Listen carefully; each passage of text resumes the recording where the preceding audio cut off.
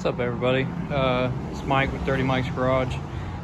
Figured I'd do a quick video on how to repair the intermittent horn issue on the first gen Sequoia and Tundra platform. It's a pretty easy fix. You don't have to go buy a new spiral cable for the steering wheel, but I know a lot of people experience an intermittent horn. Usually you can hit the horn and it works in some areas and it doesn't in others. Basically the horn switch inside here relies on a ground through the steering column, and I guess at some point, assuming your spiral cable is working in every other area like airbags and stuff like that, if you don't have any issues with your cruise control switch or airbags, this is a pretty simple fix. It does require pulling the steering wheel airbag off, but that's pretty much it.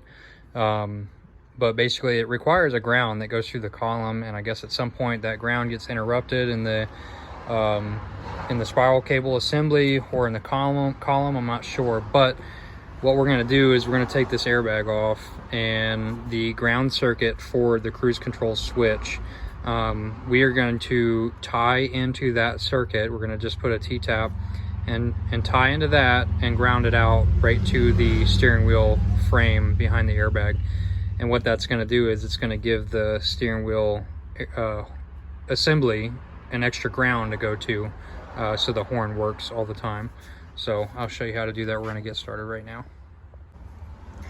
All right, so the first step is to remove these little tabs on both sides. You can do this with a little pick. You just get it in there and pop them out. And then if you look inside, it's kind of hard to see, but there is a bolt in there with. All right, so once you get those two bolts out, there's one on each side, then the airbag will come out like this. It is highly suggested, just so you guys know, don't pay attention to what I'm doing, but it is highly suggested that you disconnect the battery. So, you know, if you do this with the battery disconnect or connected, do it at your own risk. But anyway, it is recommended to disconnect the battery, mainly for the airbag, but that's how the airbag comes apart. And then you can disconnect the horn right here.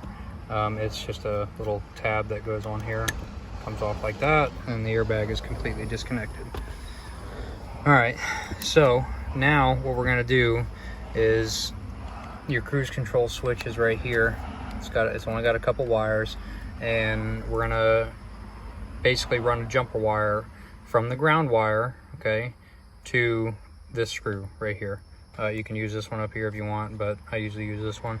And what that's going to do is, the cruise control switch has a ground that goes through the spiral cable and actually into the vehicle harness, whereas the horn, the ground comes around and it's a separate ground.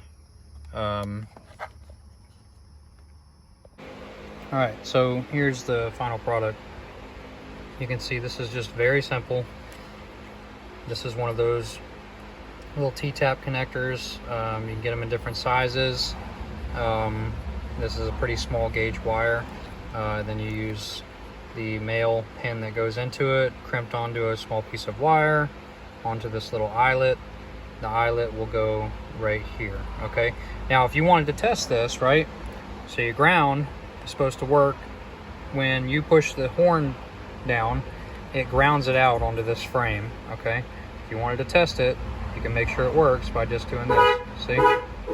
So, works perfect. So once this is bolted down here, this is attached to the horn on the airbag assembly.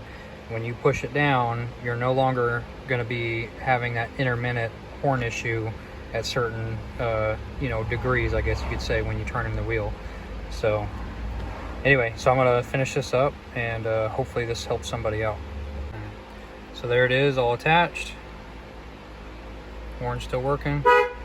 And we're going to go ahead and put the airbag back on and wrap this project up. All right, that's a wrap.